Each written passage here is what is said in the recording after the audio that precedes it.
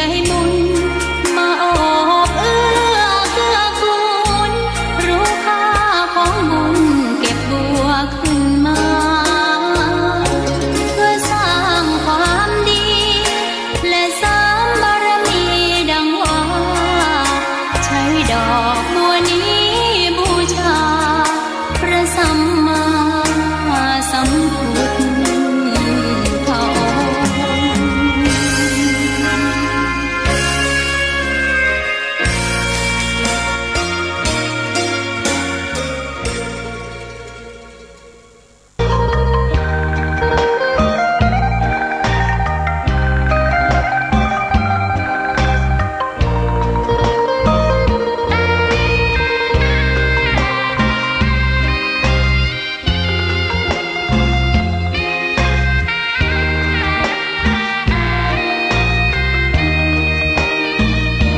ชะตาฟ้า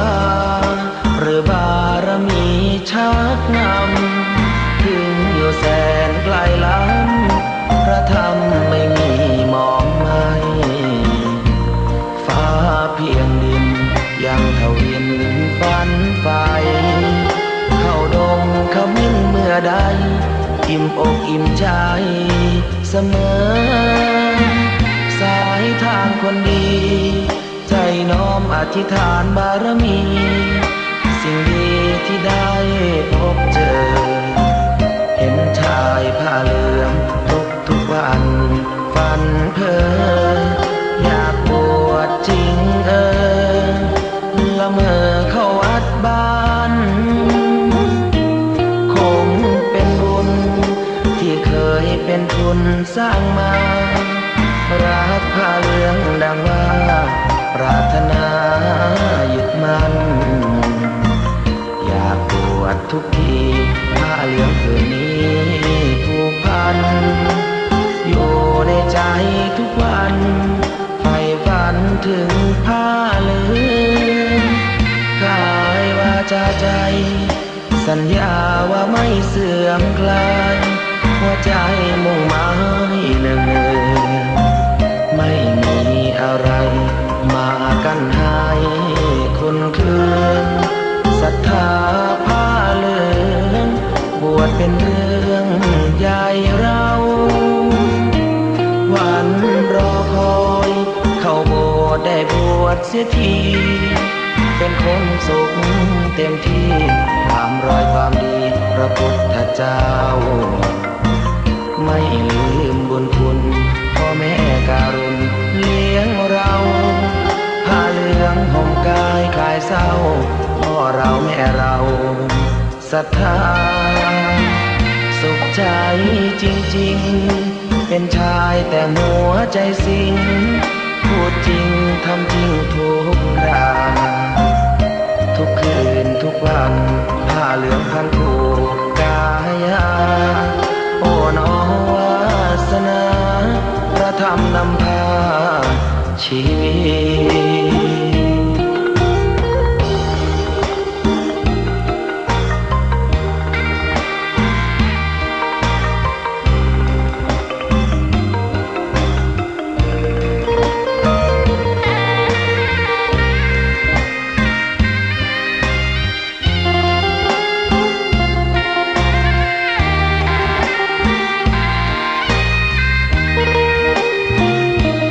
วันรอคอยเข้าโบสถ์ได้บวชเสียทีเป็นคนสุขเต็มที่ตามรอยความดีพระพุทธเจ้าไม่ลืมบุญคุณพ่อแม่การุณเลี้ยงเราผ้าเหลืองห่มกายคลายเศร้าพ่อเราแม่เราศรัทธาสุขใจจริงๆเป็นชายแต่หัวใจสิงพูดจริงทำจริงทุกคราทุกคืนทุกวันผ้าเหลืองพันผูกกายาโอ้น้อวาสนาพระธรรมนำพาชีวิต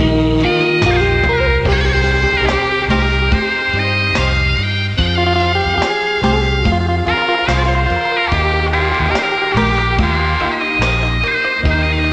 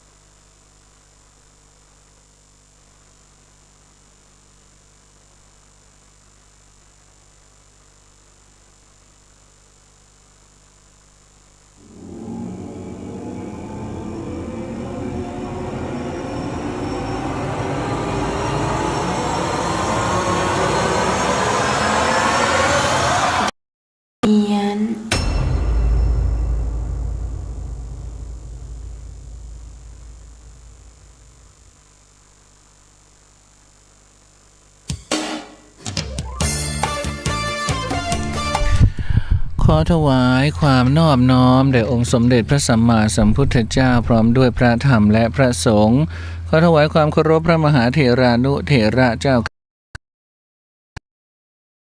รูปทุกองค์หลวงปู่หลวงตาครูบาอาจารย์พระภิกษุ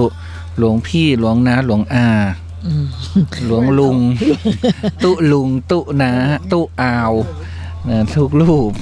แล้วก็ขอเจริญพรศรัทธาสาธุชนญาติโยมก็ต้อนรับเข้าสู่รายการเดอะเฮียนออกอากาศเป็นประจำทุกค่ำคืนวันจันทร์ถึงวันศุกร์5 ทุ่มถึงตี 1วันพฤหัสศุกร์ก็เป็นหน้าที่ของคุณละออก็จะมาจัดเป็นเพื่อนท่านผู้ฟังรายการดีๆยามดึกดื่นซึ่งไม่มีใครอยากฟังละซึ่งมันไม่มีใครฟังเดี๋ยวนี้โอ้คนก็ตกงานนะละออนะใช่คนตกงานก็ดูแค่ว่าทุกคนเนี่ยบางธุรกิจเมื่อก่อนเขาเปิดดึกใช่ไหมเขาก็ฟังเราได้ใช่ไหมหลังๆเขาก็เริ่มปิดเร็วนะเพราะไม่มีผู้คน ก็นั่นน่ะสิปกติหลังมอเนี่ยโซนที่เขานั่งกินชิวๆเนี่ยเขาจะมีถึงสว่างเลยใช่เดี๋ยวนี้เมื่อวานนี่เราออกจัดรายการเลิกตี 1เนี่ยก็กลับแม่โจ้ก็มองเห็นบรรยากาศต่างๆไม่มี ร้านเก็บหมดแล้วใช่ปกติตี 1ตี 2เนี่ยร้านค้าเขาก็ยังอยู่ใช่ไหมใช่ก็ตรงก็เตี๋ยวยังขายอยู่นี่ใช่อันนี้ไม่มีเลยตุ๊ซักเจ้าหรือว่าผับเทคมันปิดเร็วไม่ปิดอ๋ออาจจะเป็นได้ใช่ไหมปกติเขา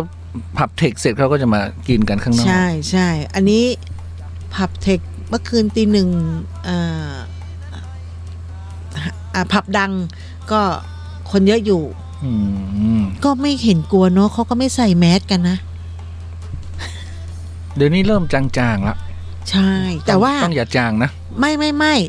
เชียงใหม่น่ะจางนะคะเพราะว่า1 เดือนเนี่ยไม่มีผู้ติดเพิ่มใช่แต่ที่จังหวัดนนท์ใช่ไหมจังหวัดอะไรนะปทุมเนี่ยเขาเพิ่มนะฮะเป็นอันดับ 1สมุทรสาครเป็นอันดับ 2แล้วก็ตอนนี้ก็คุยกันกับละออเรื่องละออแบบว่าขายดีช่วงนี้เขามีอะไรนะแอปเราชนะใช่ไหม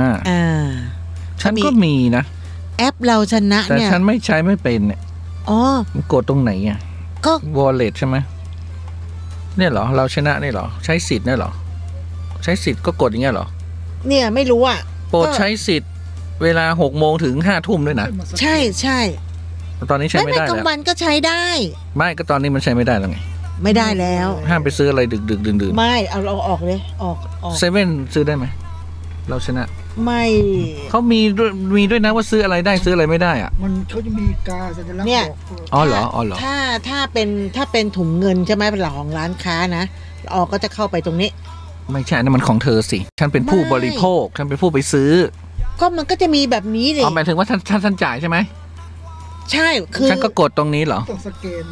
แกนเธอก็เป็นคนสแกนใช่ไหมไม่ตู้เป็นคนสแกนละออเป็นคนเป็นออกตัวสแกนออกมาเนี่ยสมมติมันใช้ไม่ได้ละคนละครึ่งก็จะกดคนละครึ่งหมดเวลาตอนเราจัดรายการพอดีใช่แล้วก็ยอดเงินก็จะดูไม่ได้แล้วเนี่ยจะดูยอดไม่ได้แล้วเราจะดูสรุปยอดแต่เราได้นี่ไงเห็นไหมโอ้ขายดีนะอันนี้เขาก็จะมีไว้ว่าคนละครึ่งก็มีอันนี้คือคนละครึ่งอันนี้คือเราชนะเขาสรุปมาให้แต่อันเนี้ยพรุ่งนี้เขาจะจ่ายครึ่งนึงอันเนี้ยเขาจะไปจ่ายพรุ่งนี้ตอน6 โมงใช่ไหมแล้วยอดเนี่ยเขาก็จะอันเนี้ยคือครึ่งนึงและอันเนี้ยเขาไปจ่ายเย็นเลยเพราะฉันไปทำร้านค้าบ้างดีไหมเนี่ยเงินสดก็ตั้งหักแล้วเขาก็จะมาหรือว่าเขาห้ามลงทะเบียนร้านค้าแล้วเดี๋ยวนี้หมดลงได้ตลอดนี่ร้านค้านี่ลงได้ตลอดเปิดร้านนะเปิดร้านแล้วก็รับแล้วก็แล้วเปิดร้านแล้วก็รับไทยชนะเนี่ยเราก็จะมีสแกนแม่มณีต่างหากบางคนเขาไม่มีแอปฉันไม่มีแม่มณีฉันไม่ได้ใช้เหรอก็จะมีแม่มณีดูสนุกนะโอ้ปวดหัวมากเลยแล้วดูสนุกดีคนนี้มาก็บัตรประชารัฐเราก็ประชารัฐคนนี้มาเราชนะคนนี้มาก็เป็นคนละครึ่งคนนี้มาอะไรนะพร้อมเพย์ค่ะแล้วเงินสดแบงค์500มาโอ้แต่ไม่มีตังค์ทอนมีหลายอย่างใช่เมาหัวมากแบงค์500มาทอนเป็นไทยชนะได้ไหมไม่ได้คือเราไม่ได้รับเงินสดและขายของมันก็ได้บ้างแล้วไอ้คนละครึ่งกับไทยชนะนี่เขาคนละยอดเงินเลยใช่ไหม ห้ามเอา ใช่ ห้ามเอาไทยชนะไปจ่ายครึ่งไม่ได้ คนละครึ่งไม่ได้ ไม่รู้แล้วแต่ว่าเขาจะใช้อันไหน ถ้าเขาบอกว่าจะให้คนละครึ่ง เราก็ไปกดตะกี้ที่เห็นดูอะ คนละครึ่งมันได้แค่วันละ300 แล้วเราไม่รู้ เออ เราไม่รู้ลูกค้า 300คือเราจ่ายแค่150 อ๋อ ต่อ วัน วัน แต่เราชนะเนี่ เขา ย ให้ไปกินข้าวกินปลาแค่นั้นอะเราชนะ 300 เนี่ย คุณใช้เต็มที่เลย ไม่รู้ว่าเก็บได้ไหมเนาะ เก็บได้ เหรอ ก็เนี่ยเราก็เก็บของพี่แป๊วเนี่ย ไม่ใช่ฉันยังไม่ได้ใช้แล้วอาทิตย์หน้าโอนมาอีกแล้วฉัน ก็ ปิดของฉันไปเลยอย่างงี้ไม่ใช่นะ ก็ต้องใช้บ้าง ไปใช้บ้าง เหรอ ไปใช้บ้างแล้วคัน ซื้อ นี้ย อะไรดีอะ ภายในกี่เดือนอะถึงไหนเขาบอกให้ใช้ให้หมดสะสมได้ ซื้อแต่ร้านตะแป๊วอย่างเงี้ยเหรอหลังมอนี่เพียบเลยใช่ไหม โอ้โห ไทยชนะได้หมด ทุกร้านเลย เหรอ เขามีทุกร้านเลยถ้าเกิดมี แต่ต้อง ค ซื้อก่อน ละครึ่ 5 ทุ่มไง ใช่ 6 โมงเช้า5 ทุ่ม ก็ใช้เด็กๆไปซื้อ เช้ามาก็ซื้อโจ๊กแต่ละนี่ ก็มีหมด เออ กาดพยอม ซื้อโจ๊ก มันได้ ถุ หม ง ด หนึ่ นะ ง เดี๋ยวนี้เขาจะมีร้านค้ากันทุกในอย่างในกาด เหรอ ทุกร้านที่มีคนละครึ่งอ่ะ เราเข้าไปถามเลยว่า มีเราชนะไหมเพราะว่าถ้ามีคนละครึ่งปุ๊บมันจะมีแอปเราชนะอยู่ในตัวมันเลย อืม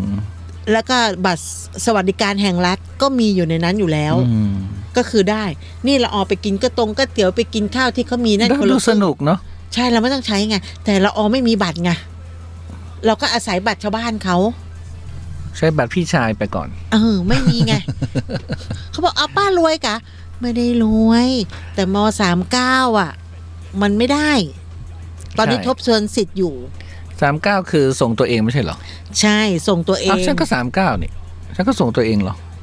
เขาตู้ได้บัตรอันนั้นมา ไม่ถ้าคนแรกตอนแรกล่ะตู้มีบัตรอะไรนะเต่าเป่าตุงเหรอที่ทำครั้งแรก ครั้งแรกนู่นอันนั้นอยากให้มันชิมชอบใช้ น่ะ มีทีมช็อปใช้มัน มัน อั ใช้ ตโน ทาน มัติ ข้อมูลเดียวกันใช่ไหม ใช่ อืม พอคนมีพวกนั้น แล้วก็ ปุ๊บ โควิดไอ้ที่มันในไอ้อะไรนะ อ่า เยียวยา15,000 เยียวยาเนี่ยมันได้ทุกคนไม่ต้อง เอาเหรอ มีแอป ไม่ต้องมีแอป เอาเหรอ แต่ละออก็ไม่ได้อีกอ่ะ ประกันสังคม ฉันก็ว่าตู้เจ้าทำไมได้เนาะพาะ เสร็จ มันเยียวยา แล้ว ตู้เจ้าด้วย ตู้มีบัตร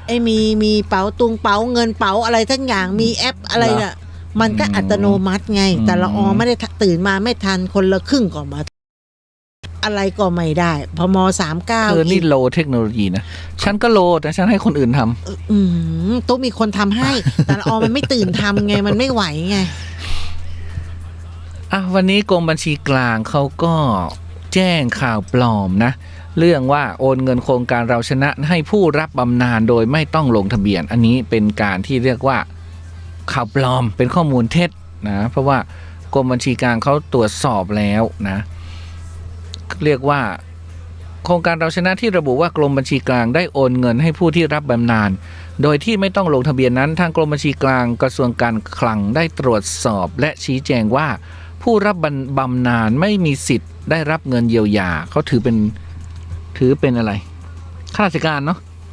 ข้าราชการไม่ได้ ใช่ข้าราชการ ถ้าได้บำนาญก็คือไม่ได้ ตามหลักเกณฑ์ของกระทรวงการคลังดังนั้น ข้อความที่ว่า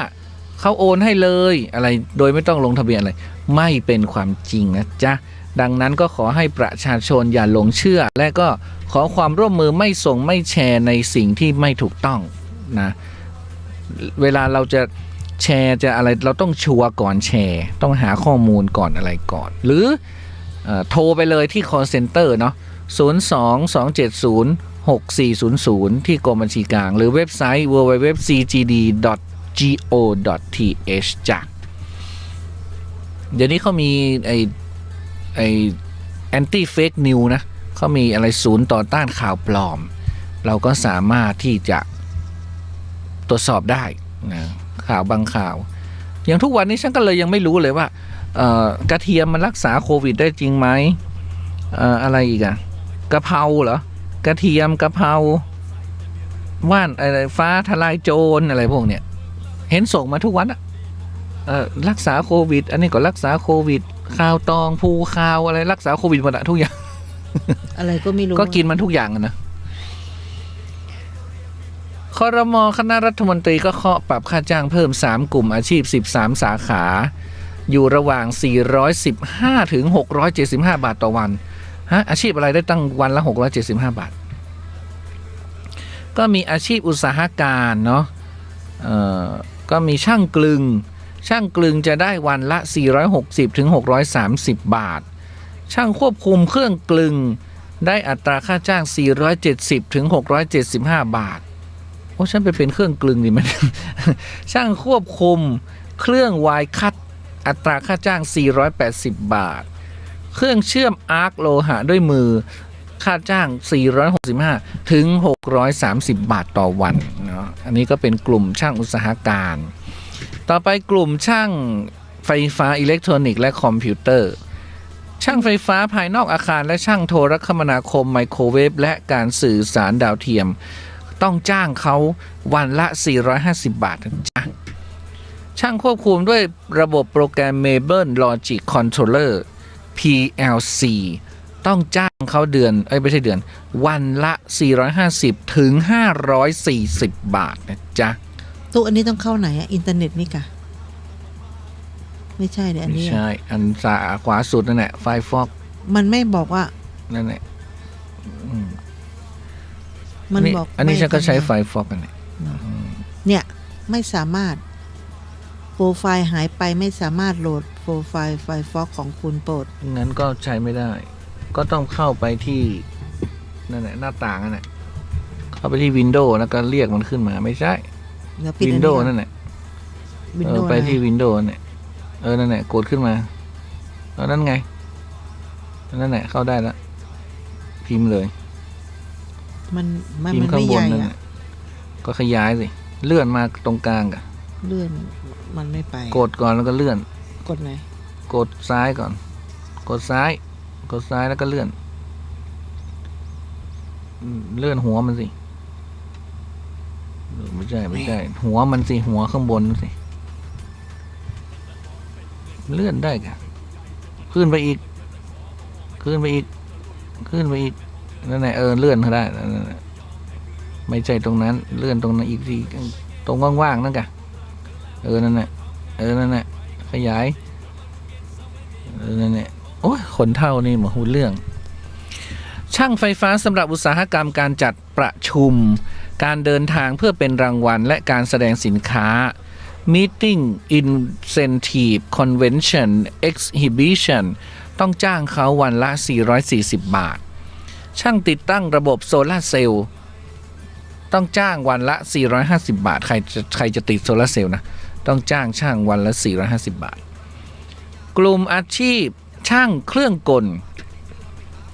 พนักงานควบคุมเครื่องจักรรถยกไฟฟ้าพนักงานควบคุมเครื่องจักรรถยกใช้เครื่องยนต์วันละ430 บาทช่างตั้งศูนย์และถ่วงล้อรถยนต์ช่างซ่อมรถจักรยานยนต์อัตราค่าจ้าง415 บาทต่อวันทั้งนี้สาขาอาชีพพนักงานขับรถบรรทุกได้มีการชะลอการออกประกาศไว้ก่อนชะลอก็คือเดี๋ยวเขาจะขึ้นให้อยู่แหละเพื่อจัดทำมาตรฐานฝีมือแรงงานแห่งชาติสาขาอาชีพพนักงานขับรถบรรทุกให้ครอบคลุมรถบรรทุกนี่ตะแปลไปขับรถบรรทุกได้เขาอาจจะขึ้นให้วันละหลายบาทแต่ตะแปลเขาขายหมาล่าได้วัน1,000-2,000ก็ไม่ต้องไปละไม่ต้องไปขับรถบรรทุกละขายหมาล่านั่นเองขับรถไม่มอเนี่ยพยากรณ์อากาศประจำวันนี้นะจ๊ะวันนี้อากาศก็ขมุกขมัวเหมือนเดิมเมื่อเช้ามาควันมากทีเดียวก็มีอากาศเย็นโดยทั่วไปมีลมแรงและอุณหภูมิจะลดลง 1-2 องศาเซลเซียสแต่วันนี้ก็ไม่เห็นหนาวนะสำหรับบริเวณยอดดอยและยอดภูมีอากาศหนาวถึงหนาวจัดเนื่องจากบริเวณความกดอากาศสูงมีมวลอากาศเย็นกำลังปานกลางจากประเทศจีนแผ่ปกคลุมภาคตะวันออกเฉียงเหนือภาคตะวันออกภาคกลางของประเทศไทยและทะเลจีนใต้ในขณะที่ลมตะวันออกเฉียงใต้ยังคงพัดปกคลุมภาคเหนือทำให้บริเวณดังกล่าวมีฝนฟ้าคะนองและลมกันโชกแรงก็ขอให้ประชาชนทางประเทศไทยตอนบนนั้นดูแลสุขภาพเนื่องจากสภาวะอากาศที่แปรปรวนในระยะนี้ด้วยมันก็คงแปรปรวนจริงๆนั่นแหละแล้วก็เรื่องนั้นด้วยนะเรื่องชิงลักหักสวาทก็ยังจะแปรปรวนอยู่เรื่องไหนที่เจ้าสาวที่แม่ไปตบ ตบ ลูกชาย ลูกชาย อืม แล้วก็มีถือใบทะเบียนสมรสไปแต่งงานซ้อน ก็คือเขามีลูกแล้ว2 คน แต่คนเนี้ยทางผู้ชายเนี่ย ความจริงผู้หญิงที่แต่งงานด้วยเขาก็รู้นะ เพราะว่าแม่ผัวเนี่ยไปบอกไปคุยแล้วไงว่าอย่ามายุ่งกับลูกชายเขาเลย เพราะว่าเขามีลูก2 คนแล้วไงแต่ผู้หญิงไม่ได้สนใจไงแล้วทางผู้ชายก็อ้างว่าอย่าว่าเขาคนเดียวเขาขอโทษ อืม ทางผู้หญิงเนี่ยไม่รู้เรื่อง ไม่รู้ เขาปกป้องใช่ไหมปกป้องเจ้าสาวนี่ได้ยินว่า ใช่ อืม แต่แม่กับพ่อบอกว่าผู้หญิงคนนั้นน่ะรู้เรื่องทุกอย่าง เพราะว่าทางแม่ เห็นว่าโพสต์อะไรเสียดสีกันก็ได้นะ ใช่ ท้าทายกันได้นี่ ใช่ อืม คันนี้ทางแม่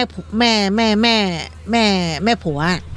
เขาบอกว่าเคยไปบอกกับผู้หญิงคนนี้แล้วว่า อย่ามายุ่งเลย เพราะเขามีลูกมีเมียมีลูกทั้ง2 คนแล้วมีใบทะเบียนสมรส อืม ขณะเขาไปหาตอนแรกยังผู้ชายยังไล่เขาอะ อืม เขาก็เลยไปกับแม่ผัวใหม่แม่ผัวพาไปใหม่ รอบที่2เอาทะเบียนสมรสไปด้วย ไปตบหัวลูก เอ็นดูพระอะ อืม ไปตบต่อหน้าพระตกใจแต่พระก็ยังสวดนะ อืม พระก็ ตลกอะ เดี๋ยวมันก็จะมีเรื่อยๆ เพราะว่าช่วงนี้ดวงดาวของดวงเมืองเนี่ย มันจะเป็นเกี่ยวกับเรื่อง ชิงรักหักสังวาสเรื่องอะไรพวกเนี้ยจะมีมาเรื่อยๆนะเรื่องเตียงหักเรื่องเตียงไม่หักเสริมใยเหล็กอะไรกันก็ว่ากันไป แต่ว่าเป็นผลดีสำหรับคนโสดนะ อ่า คนโสดเนี่ยถ้าช่วงเนี้ยรีบเสริมดวงด้วยการจุดเทียนเสริมเสน่ห์ตัวเอง หรือว่าหาสีพึ่งดีๆ อย่างสีพึ่งที่ตุนุกจะแจกวันมาฆบูชาเนี่ยรีบมา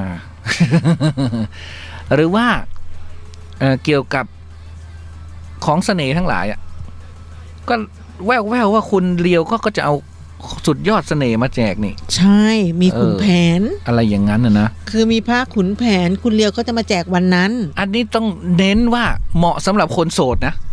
ใช่ คนที่ไม่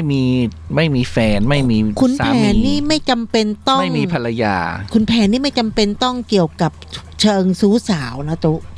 แต่ส่วนมากมันจะไปทางนั้น ค้าขายก็ดีนะ ส่วนมากคนไม่ค่อยใช้ค้าขาย ละออเนี่ย ใช้ค้าขายนะ อืม มีขุนแผน ก็คือเรียกว่าเมตตามหานิยม ใช่ แต่ทีนี้ช่วงนี้ดาวคนมีคู่เนี่ย มันจะวุ่นวาย อืม วุ่นวาย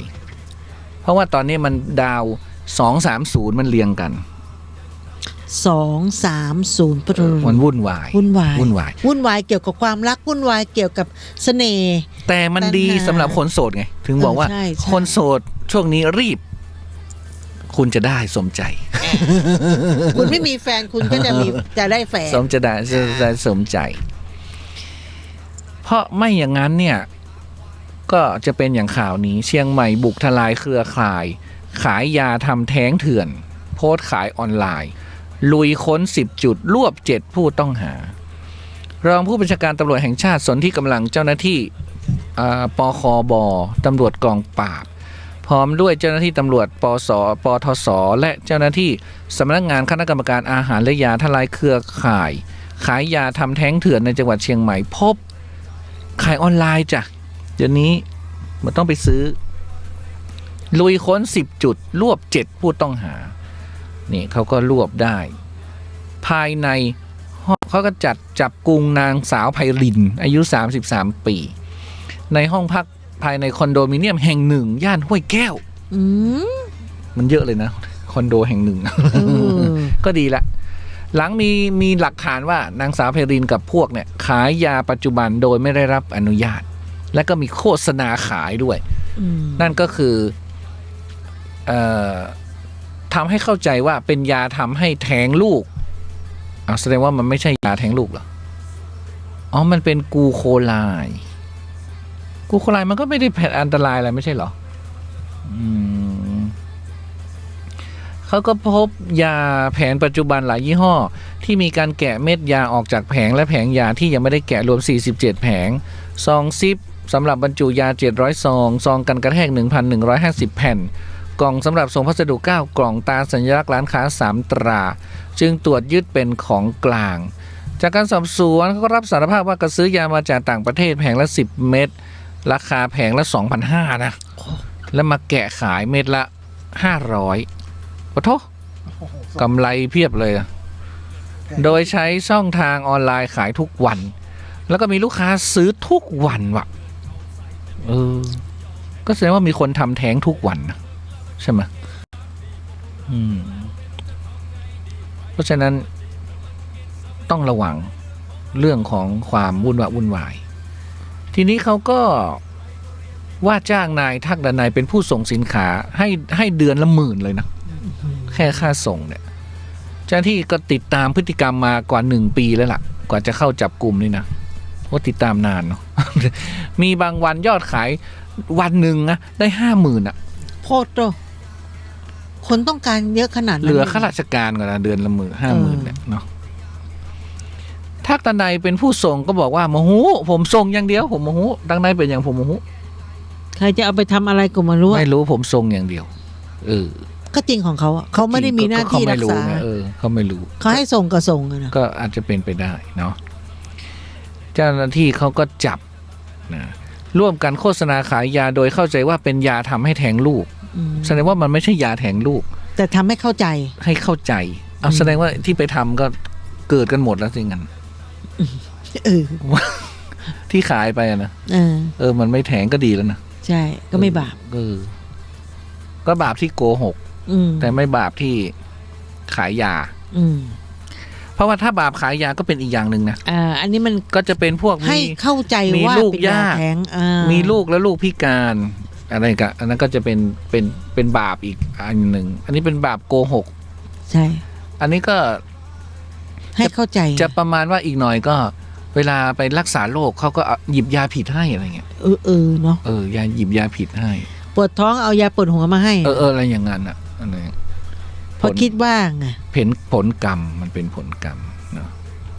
ใครนี่อ้วนๆนี่หุ่นคุณทักนาใดอยู่บ้านนะแต่ไพลินนั่นอยู่คอนโดหมู่บ้านท่องเที่ยวผาบ่องเปิดจุดเช็คอินใหม่บ้านผาบ่องตำบลผาบ่องอำเภอเมืองจังหวัดแม่ฮ่องสอนก็เป็นหมู่บ้านท่องเที่ยวได้ทุกฤดูเลยก็ไปเช็คอินได้นี่เราไปบริจาคของเราต้องแวะนะที่ผาบ่องอำเภอเมืองเราไม่ได้ผ่านเนาะเราผ่านแต่แม่เสลียง ก็ชวนมาถ่ายรูปสวยๆชมบรรยากาศดีๆนะมีจุดเช็คอินให้กับรับเดือนแห่งความรักเดือนนี้ขอเชิญชวนคู่รักคู่ทุกคู่มาบอกรักล็อกความรักไว้นิรันดร์ฉันเธออะไรก็ว่ากันไปบลาบลาบลาบลาสะพานข้าวก้าวเพื่อสุขนี่ชื่อเขาก็จะให้ไปอยู่ท่ามกลางดอกคอสมอสเหมือนเดิมนั่นแหละดอกคอสมอสเหลืองอารามบานทั่วท้องทุ่งแต่ดูจากรูปมันยังไม่บานนะคอสมอส คอสมอสที่บานนู่นวัดครูบาเทืองบ้านเด่นนะตอนนี้เต็มไปหมดเลยอันนี้บ้านเด่นไม่ใช่อันนี้ไม่ใช่อันนี้ที่นี่เขาเช็คอินใหม่ที่แม่ฮ่องสอนเนี่ยแต่นี่ไงดอกคอสมอสอันนี้ยังเตี้ยอยู่ถ้ามันสูงแล้วมันจะสูงใหญ่บ้านผาป่องเป็นหมู่บ้านไทยใหญ่ทาวห่างจากตัวเมืองแม่ฮ่องสอน12 กิโลเมตรใช้เวลาเดินทางก็15 นาทีบ้านผาป่องก็เป็นชุมชนเล็กๆเปิดให้นักท่องเที่ยวได้สัมผัสกับประเพณีและวัฒนธรรมของชนเผ่าชาวไตและก็ไทยใหญ่และก็ชาวปากากะยอซึ่งอยู่ด้วยกันอย่างมีความสุขที่บ้านผาป่องเนี่ยก็คือจะไปค้างคืนก็ได้หรือไปเช้าเย็นกลับก็ได้เนาะ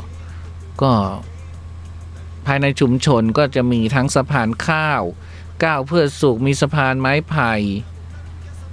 เห็นไหมลุงนี่เขายังไปเลยนะในละออนเนี่ยลุงนี่เขายังไปถ่ายแบบรักกันเลยนะ คือหน้าไม่ได้แล้วนะก็สาวๆก็ไปจะกางจ้องถ่ายได้ได้ไหมคนแก่ทั้งนั้นไปอ่ะ คนหนุ่มมันได้ไปเตื้อนะคนแก่ทั้งนั้นไปเข เขาไปเป็นพรีเซนเตอร์ก่อน อ๋ออันนี้อาจจะไปเอาอบตอะไรเงี้ยเนาะ เออ อ่ะมีข่าวอะไรอีก อ๋อเดี๋ยว ฉัน ก็ หมดแล้ว ไม่ได้ค่ะ ข่าวฉันหมดแล้ว ในโน้ตบุ๊กนี้ไม่ได้ แล้ว อืมไปทำอะไรไม่ได้เลย งั้นก็จบข่าวสิงั้นนะ กำลังมาในมือถือ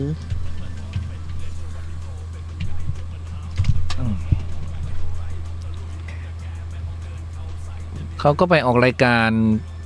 กันชัยนะ เปิดใจเมียหลวงอะไรของเขาเนี่ยเขาบอกว่าเมียหลวงบุกงานแต่งหากสามีเลิกกับผู้หญิงแล้วกลับมาจะเอาไงต่อ คิดหนักนะ ไม่มันมีหมออะไรแอปอะไรนะรายการอะไรเนี่ย เขาว่าไง เขาบอกว่าเขาจะโมงอะรายการอะไรอะจะโมเมียหลวงอะคือโมให้ อิจฉาว่างั้น ให้ผัวเสียดายอะ อื โมทั้งตัวให้เธอเสียดาย อืม เขาก็จะเอาเมียหลวงเนี่ยไปโมดิฟายใหม่ทั้งตัวเลย อืม ให้สวยให้ผัวเสียดาย เชิญ ไป กระเดะเลยเนาะ เขากำลังติดต่อจะให้ทำเขาจะทำให้ อืม ในเมื่อสามีไม่รักแล้วอะไรอย่างเงี้ย เพราะว่าตอนนี้ทางภรรยาเขายื่นทนายแล้วฟ้องนี่เรื่องถึงผู้หลักผู้ใหญ่แล้ว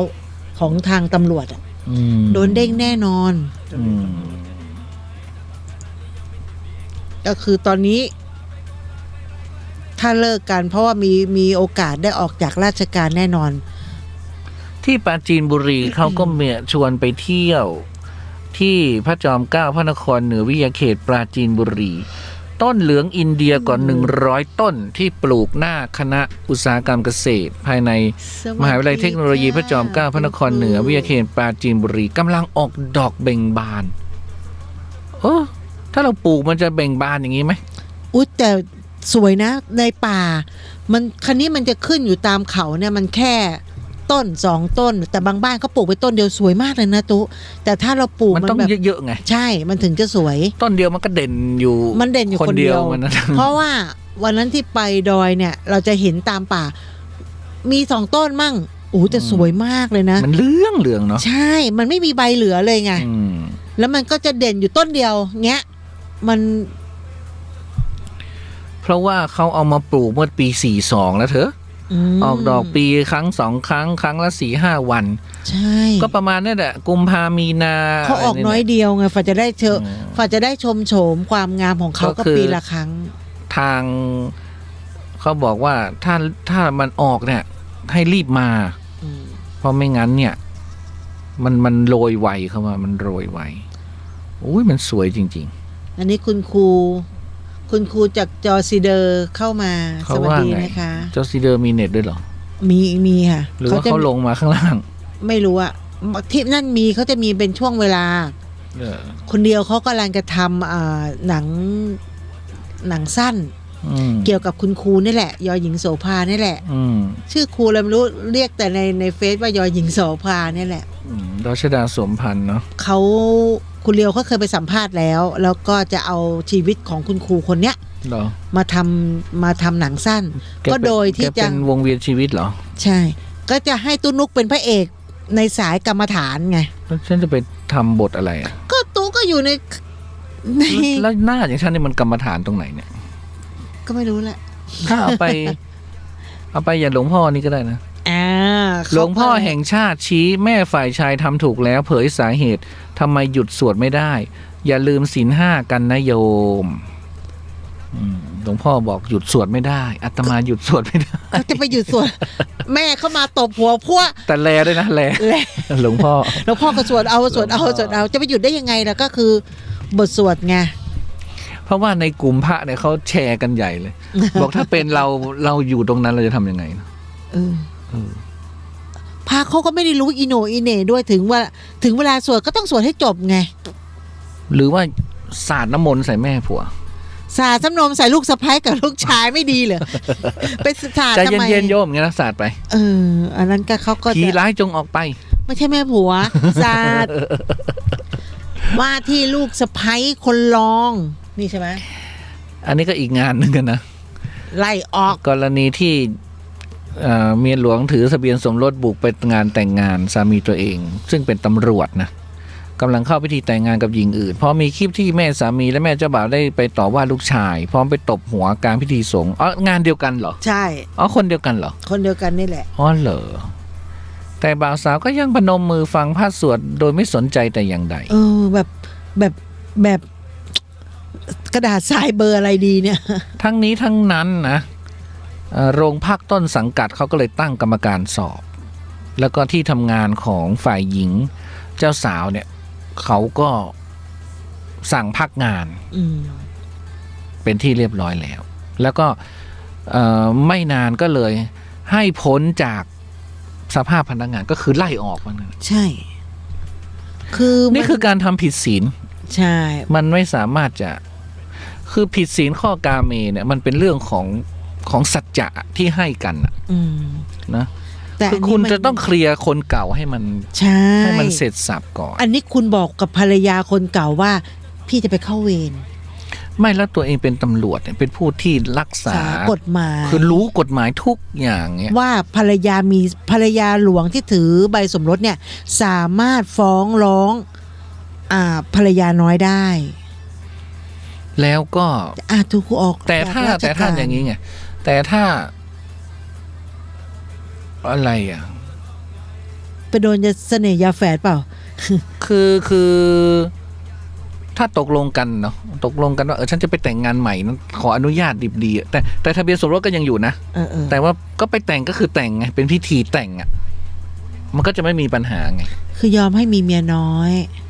มันมีนะบางคู่เขาก็บางทีเขาไม่หย่าเพราะว่าอาจจะเพื่อลูกเพื่ออะไรอยู่แต่ว่าเขาก็ไปมีแต่ฉันไม่ให้ทะเบียนสมรสเธอนะคุณอยากจะแต่งคุณแต่งไปอย่างเงี้ยมันมีใช่ไหมอันนั้นคือมันต้องมีวาระการพูดคุยกันเกิดขึ้นเหมือนแล้วภรรยาหลวงต้องไม่ฟ้องร้องอันนี้คือเหมือนดาราหน่วยราชการนักร้องบางท่านที่เราใช่ไหมเหมือนประมาณนั้นเหมือนดาราบางคนที่ดังๆประมาณนั้นที่เขาบอกสามีอยากจะไม่มีใครซื้อกินหรือทำอะไรก็ได้จะเลี้ยงดูปูเสือก็ได้แต่อย่ามาก้าวก่ายบ้านใหญ่อันนี้คือตกลงกันแล้วไงตกลงกันแล้วไงถ้าคุณอยู่เป็นมันก็ไม่มีปัญหาถ้าคุณอยู่ไม่เป็นมันก็จะมีกรณีแบบนี้ขึ้นตกลงกันก็คือศีล5นะคะเมียน้อย300,000เศร้ารู้ลูกรู้เรื่องหมดแล้วตกใจมากอะไรนี่คือเขารู้มาแต่ไหนแต่ไรแล้วแหละแต่คุณทำเป็นอินโดเซนต์ไงฉันก็นึกว่าคนละงานเดียวกันเหรองานเดียวกันงานพระสวดกับงานรดน้ำสังเนี่ยนะงานพระสวดอะไรอันเดียวกันนั่นแหละคือเขาก็ไม่สนใจไงเขาเมียเข้ามาแล้วครั้งหนึ่งรอบแรกเขาก็ไล่ภรรยาเขาออกไปเดี๋ยวเสร็จพิธีก่อนภรรยาก็เลยคงไปบอกกับคุณแม่เขานั่นแหละแม่สามีทนไม่ไหวไงทนายตั้มเขาก็ชี้โทษตำรวจแต่งซ้อนถึงขั้นไล่ออกแนะฟ้องเมียน้อยยันไลฟ์สดเคสนี้ไม่ผิดเหตุปกป้องตัวเองนี่ทนายก็ออกมาช่วยค่ะ เขามีลูกทั้ง2 คนน่ะคือถ้ามันถูกต้องมันถูกต้องหมดใช่อะไรที่มันถูกมันต้องถูกมันเยอะเย้ยทำเราไม่ต้องเสียใจที่เราเลือกที่เราจะอยู่ฝั่งถูกคือมันไปเยาะเย้ยเกินไปไงแล้วก็ไม่ได้บอกเลิกกับเมียหลวงด้วยแล้วบอกว่าไปเข้าเวรเงี้ย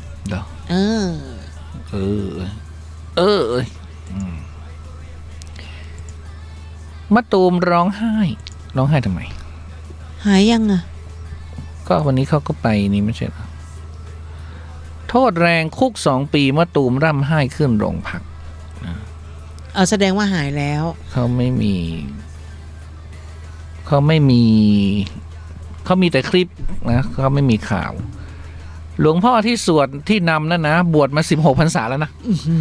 บอกว่าอาตมาเพิ่งเจอครั้งแรกเขาบอกหลวงพ่ออันนี้ก็เพิ่งมีข่าวเพิ่งเห็นอยากรู้จักหลวงพ่อเนาะไม่รู้เขามีเนี่ยของจริงยิ่งกับคลับไฟเดย์เอาสิคือที่เล่าแต่ข่าวนี้คืออะไรรู้ไหม ไม่มีข่าวอื่นเลยหาข่าวอื่นไม่มีเลยก็ดูไม่ได้ไม่มีข่าวอื่นเลยก็มีอีกข่าวหนึ่งก็คืออะไรอภิปรายไม่ไว้วางใจ10 รัฐมนตรี ช่วงนี้ก็เป็นช่วงอภิปราย เนาะเคลียร์ชัดทุกขั้นตอนม33เรารักกันเตรียมลงทะเบียนรับสิทธิ์เงิน 4,000 บาทนะเธอได้ 4,000 นะละออ ได้เหรอ ม33เรารักกัน .com เดี๋ยวอันนั้นม33อันละอม39 33นี่ก็ประกันตัวเองไม่ใช่เหรอ ไม่ใช่33นี่คนที่ทำงาน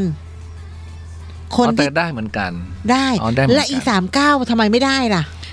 ก็33ได้ 4,000 ไง 39ไม่ได้เลยเหรอ 39จริงๆเธอต้องได้ฉันยังได้เลย ก็มันบอกว่าไม่มีสิทธิ์เขาบอกว่า ก็ฉันยั เงิ ง น ได้เลยฉันเป็นตุเจ้า ไม่ อ๋อเธอไม่ได้ตั้งแต่แรกไงฐานข้อมูลเธอไม่มีไง เขาบอกว่า เธอ เรา ต้องไป ไม่ละอเสียภาษีแล้วเขาไปดูฐานข้อมูลเขาบอกปี62เนี่ย คุณมีเงินในบัญชี 300,000 บาทฉันเอามาจากไหนยังไม่รู้เลย 300,000เนี่ย ก็เธอไปซื้อบ้านไง ชื่อไม่ใช่ชื่อเราละอไม่มีกรรมสิทธิ์อะไรในชีวิตเลย ไม่มีเป็นเจ้าของอะไรจากใครเลย และคันเนี้ยม39ก็ส่ง แต่ว่าละอเสียภาษีรายได้บุคคลธรรมดาคันนี้ฐานข้อมูลเขาก็บอกว่า คุณไม่มีสิทธิ์ได้ ก็คือเขาว่าไปตามที่เขาเห็นน่ะเขาเห็นอย่างนี้ไง เอาเงินมาจากไหนว่า300,000ใน เขา บัญ เห็น ชี อย่างนี้ งงมากเลย ก็ AI เขาเห็นอย่างนี้ไง เออ มันอัตโนมัติไง ไม่62มีเงินในบัญชี300,000เลยเหรอ เธอก็ต้องยอมรับว่าเธอเป็นคนรวยละอ๋อ โอ้ยังไม่เห็นเงินเลยนะ เธอไม่ต้องเธอเป็นคนรวย เหรอ เออ เขาปวดหัว แล้วก็โควิดเธอก็ไม่ได้รับผลกระทบอะไร เธอก็ไม่ต้องเอา เหรอ ผู้คนเต็มเลยหลั่งไหลกันมาได้กู ก็ ทำไม ม33ก็ได้ 4,000 เนาะเริ่มวันที่ 21 กุมภาถึง 7 มีนา ต้องไปลงอะไรหรือเปล่า คุณสมบัติหนึ่งคุณต้องเป็นคนไทยนะสัญชาติไทยนะ อ่า 2ต้องเป็นผู้ประกันตนมาตรา33 อ่า ต้องไม่เป็นผู้มีบัตรสวัสดิการแห่งรัฐ อ่า ไม่มีเงินฝากในสถาบันการเงินรวมตึงหมดทุกธนาคาร 500,000 บาท ก็ไม่มีหรอกไอ้ปอยก็ไม่มี แล้วมันได้ไหม ไม่รู้ ละ มัน รักกันไทยชนะมันได้ไหม ไม่ได้ก็เป็นม33ไงจะไปได้ยังไงอ่ะ มันทำงานเนาะ ใช่ นึกว่าตกงานเหมือนฉัน มันทำงาน ก็นี่ไง ก็ไปลงสิ ก็ไปลงสิ แต่ไอ้ปอยอาจจะข้อ4นี่อาจจะไม่ได้ อาจจะมีเงินเป็นล้านไอ้ปอยอาจจะมีเป็นล้าน เขาก็ต้องดูเงินเดือนฐานเงินเดือนมันอีกอ่ะ เขาห้ามเกิน 500,000 นะ เดือนละ15,000ยังไม่ถึงเลย15,000ปีหนึ่งก็ประมาณไม่ถึง300,000เลยตุ๊ ก็ได้ ไม่ได้ ก็ได้ 4,000 ไง ได้ แต่ทำไมนางละออ่ะงงมากเลยเนี่ย เธอเป็นคนรวย แล้วก็ทบทวนสิทธิ์เขาก็บอกให้ยื่นแบบออนไลน์ยังไม่ได้ยื่นเลย ก็รีบยื่นซะสิ ก็ไปยื่นยื่นยังไงก็ไม่รู้ เขาก็จะโอนผ่านเป๋าตังค์นั่นแหละทุกวันจันทร์คือ22 29 มีนาแล้วก็5แล้วก็12 มีนาก็ครั้งละ1,000พวกม33ได้ครั้งละ1,000เพราะว่าทำงานมีรายได้อยู่เนาะจนครบ 4,000 ใช้ซื้อสินค้าและร้านค้าในโครงการเราชนะได้เนาะได้ 4,000 แต่ว่าพวกไทยชนะ3ม39นี่ได้ 7,000 หรอ ไม่รู้ นี่ไงการขอทบทวนสิทธิ์ผู้ที่ไม่ผ่านการคัดกรองสามารถทบทวนสิทธิ์ได้ที่ม33เรารักกันของเธอ อันนี้มันม33ของเธอก็เป็นเว็บอะไรเรารักกันหรือมั้ง ไม่ใช่ของละอก็คือทบทวนสิทธิ์เราชนะนั่นแหละ แต่เขาไม่ให้ทบทวนเดือนนี้นะเขาให้ทบทวนเดือนหน้า ไม่อันนี้ม33 เหรอม39ทบทวนแล้ว พอได้เสร็จก็ต้องไปกดใช้งานที่เป๋าตังค์นะ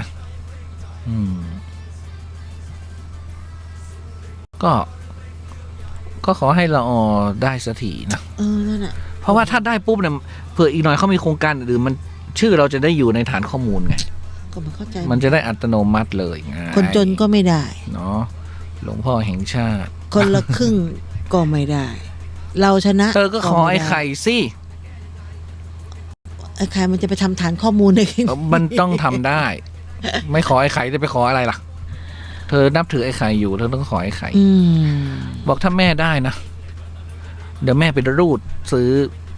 ไอศครีมรูดซื้อช็อกโกแลตมาให้ อะไรก็ว่ากันไปใช่ไหม อย่างน้อยถ้าเราได้เนี่ยเราก็ไปซื้อหมาล่าตาแป๋วได้ไง เงินก็เข้าไงก็ไปกดเงินได้อันนี้ไม่ได้อะไรกับเขานี่ปวดหัว นี่แหละ บางคนนี่บางบ้านนี่เขาได้กัน3 คนในครอบครัวเขาได้กันหมด ต้องขอไอ้ไข่นะ พ่อค้าปวดใจมิจฉาชีพเอาลอตเตอรี่ปลอมมาขึ้นเงิน 100,000 บาท โอ้ก็คือถูกรางวัลที่5ไงเราก็ตรวจสอบก็ว่าแต่ตรวจสอบแล้วพบถูกรางวัลที่4จึงจ่ายให้ชายคนดังกล่าวไป ต่อมาตนรู้สึกแปลกและชงนใจได้นำฉลากกินแบ่งรัฐบาลไปให้ธกส.สาขาหล่มสักตรวจสอบปรากฏว่าเป็นสลากปลอมทำให้ตนรู้สึกอะไรอะรู้สึกมากอะไรกันไม่รู้นะสูญเงินไปกว่า 80,000 บาทแล้วก็เมื่อปีที่ผ่านมาก็ถูกหลอกเหมือนกันปีที่ผ่านมาสูญไป 40,000 ปีนี้ก็มาโดนอีกนะรับซื้อก่อนใช่ป่ะอันนี้มันยิ่งกว่าถูกหวยอีกนะ อ่ะหมดเวลาหมดก็ประชาสัมพันธ์เนาะพรุ่งนี้สถานีวิทยุของเราก็จะถ่ายทอดรายการธรรมยตราใช่ไหมธรรมยตราบิณฑบาตเข้าสู่ชุมชนทุ่งโป่งตำบลเมืองปานอำเภอเมืองปานจังหวัดลำปางอะไรต่างๆเนี่ยเขาก็จะมีสวดมนต์มีอะไรก็ติดตามกันได้สำหรับรายการของเราฮัลโหลไม่ตาครับ จ้าขอไปเน่ตาอ่ะฮะขอไปเน่เนี่ยได้ไปแล้วมีคนมาห้ามครับไปงานเนี่ยกะครับ ไปห้องเพลงกะก็ว่าไปทำบุญห้องเพลงโตยครับห้องเพลงโตยทำบุญโตยโอ้ดีเนอะเดินทางปลอดภัยเนอะครับเขาออกแล้วครับได้เงินหลายๆเนอะเขาออกแล้วดีว่าตกที่ได้ลูกไปได้หันข้าวหันตามาไปผู้ไปเผาศพแฟนแม่หลวงนึกว่าไปอย่าได้หันหน้าแบบที่ตัวก็ไปกับมีตู้หนุ่มก็ไปตู้หนุ่มไปนั่นกับคุณกันบ้างไปก็ไปหารถถ่ายทอดมีต่ำพันตู้ลุงยางเขาอยู่ข้างล่างน่าจะลุงยางไปก่อนละไปหมดแล้วเขากลัวที่วัดจะตามไปที่หลังนั่นแน่ว่าตะโกนที่วัดก็ดูสถานที่ดีโอ้ไปที่อันมันไก่ก็เมืองปานนี่มันไก่ไม่ใช่กะไม่ไก่เพราะผมเคยไปได้นะกะกำลังออกที่ครั้งแรกนะเนี่ยโอ้ดีโอเปิ้ลมีข้าวให้กินด้วยลูกมีโฮงตาลด้วยนี่สบายกะต้องไปรบกวนเพื่อเปิ้ลมีโฮงตาลเขาก็ต้องกินโฮงตาลกะกินโฮงตาลโฮงละกำ2 กำเนี่ยก็อิ่มละต้องไปลำบากเพื่อเขาสบายมันรักษาครับด้วยครับอาจารย์สาธุขอให้เดินทางปลอดภัยเปิ้ลจะไปงานนี้คือพรุ่งนี้งานเยอะมากงานชนงานเท่านี้ก็ไม่เป็นไรยามน้ำนอง ยามน้ำแห้งก็แห้งนะยามน้ำนองก็น้ำขึ้นก็แต่รีบตักเราไปพักฟังเพลงท่านผู้ฟังก็สามารถติดตามฟังรายการของเราได้นะไม่ว่าที่หน้าปัดวิทยุ FM 104.5 ส่วนเมกะเฮิรตซ์พร้อมทางที่ YouTube นะก็พิมพ์ไปว่าเดอะเฮียนหรือพิมพ์ไปว่าวัดฝายหินก็ได้ก็จะขึ้นมีไลฟ์สดหรือเข้าไปที่ Facebook ของคุณนวลละออใจเย็นก็ได้นะก็จะมีหน้าคุณนวลละออเท่าโด่งเนี่ยอยู่กันเท่าโด่งเนี่ยอยู่เท่าโด่งเลย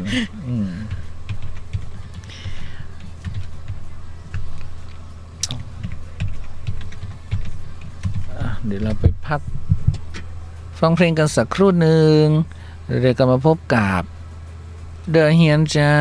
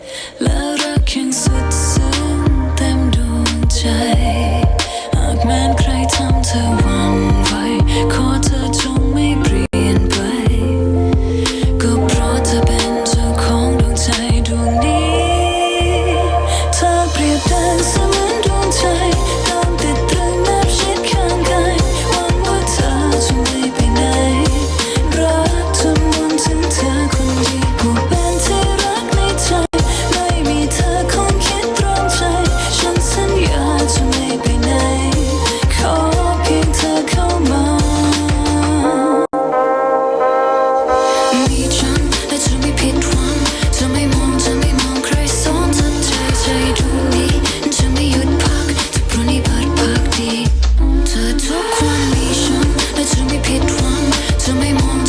งใครสอนจัดใจดวงนี้จะไม่หยุดพักถ้าพรุ่งนี้พัดพักนี้เป็นฮันนี่ให้ทุกวัน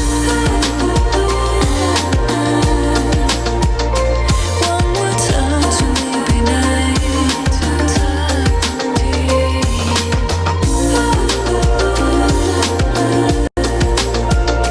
ฉันสัญญาจะไม่ไปไหน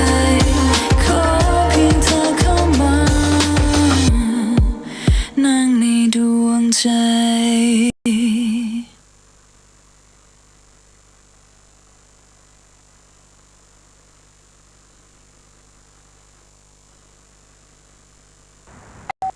ใครครับ Happy New Year สุดยอดปาร์ตี้ที่มีแค่ใน Sims 4 เท่านั้น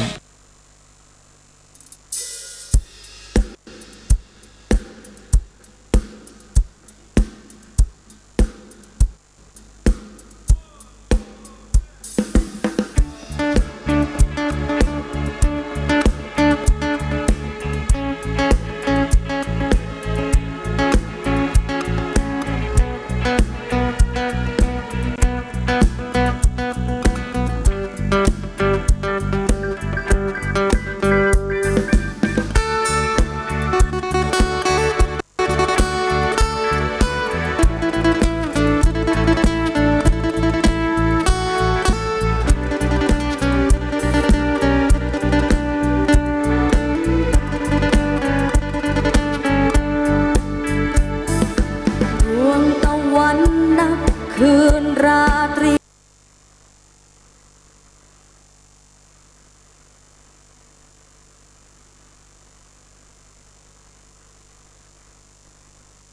ผ่านปี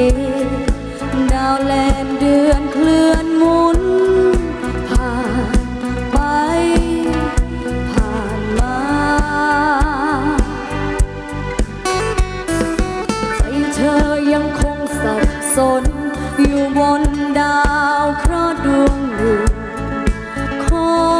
ยหมุนผ่านไปรอบกายฉันมองดูดวงดาวจึงมองเห็นเธอสุขสกาวส่องแสงเรืองรองนับกลางใจ เธอเหมือนดวงดาวส่องแสงวันดีคืนดีเธอหายลับไปจากดวงตาฉันมองไม่เห็นดวงใจเธอนั้นเธอเหมือนดวงดาวที่คอยหนีห่าง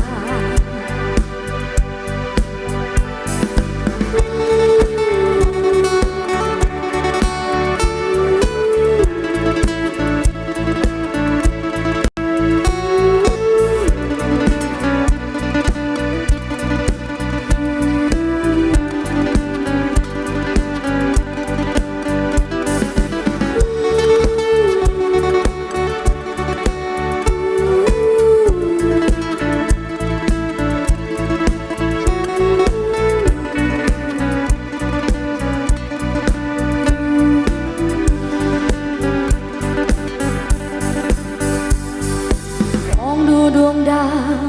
จึงมองเห็นเธอสุขสกาวส่องแสงเรืองรองนับกลางใจ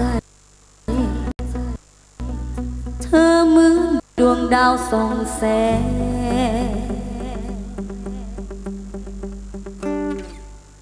วันดีคืนดีเธอหายลับไป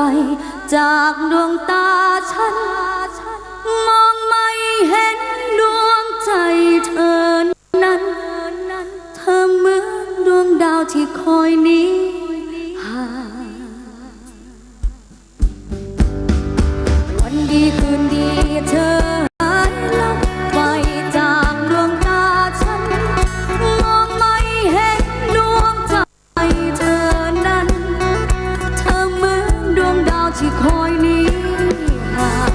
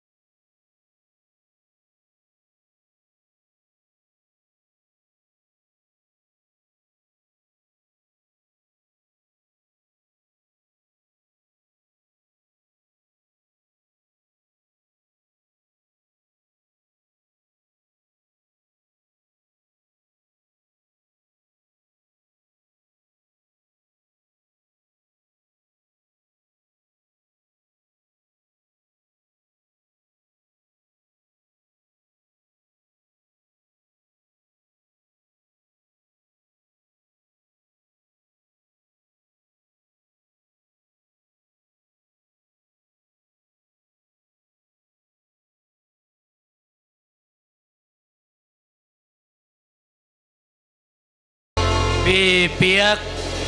พี่ยุทธพี่อีทพี่อูครับขอบพระคุณมากครับ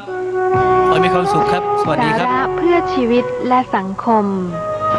ท่านผู้ฟังคะเหตุการณ์ประจำวันที่เรามักจะต้องพบกันเสมออย่างหนึ่งก็คือการบ่นซึ่งหากเราไม่เป็นคนบ่นเสียเองก็จะต้องมีใครต่อใครมาบ่นสิ่งต่างๆให้เราฟังอยู่เป็นประจำตั้งแต่เรื่องเล็กน้อยไปจนถึงเรื่องใหญ่ซึ่งการบ่นนี้จะมากหรือน้อยนะคะก็ขึ้นอยู่กับปัจจัยต่างๆเช่นผู้สูงอายุจะบ่นมากกว่าคนหนุ่มสาวผู้หญิงจะบ่นมากกว่าผู้ชายเวลาหงุดหงิดใจจะมีการบ่นมากกว่าปกติเขามีการวิเคราะห์เอาไว้ว่าคนที่บ่นเก่งๆนั้นน่าจะมีสาเหตุมาจากต้องการเรียกร้องความสนใจจากคนที่ถูกบ่นเป็นการระบายความตึงเครียดอย่างหนึ่งเป็นลักษณะของคนประเภทย้ำคิดย้ำทำในคนสูงอายุจะบ่นมากขึ้นเพราะความจำเสื่อมการจะห้ามไม่ให้คนบ่นนั้นคงจะยากนะคะเพราะหากบ่นในปริมาณที่เหมาะสมก็จะช่วยรักษาสุขภาพจิตได้บ้าง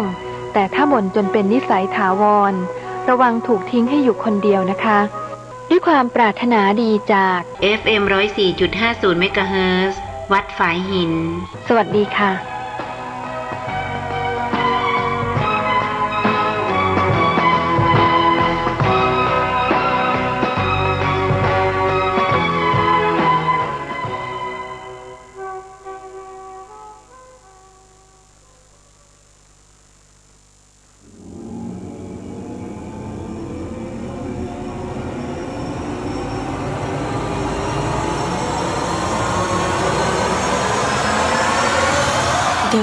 เฮียน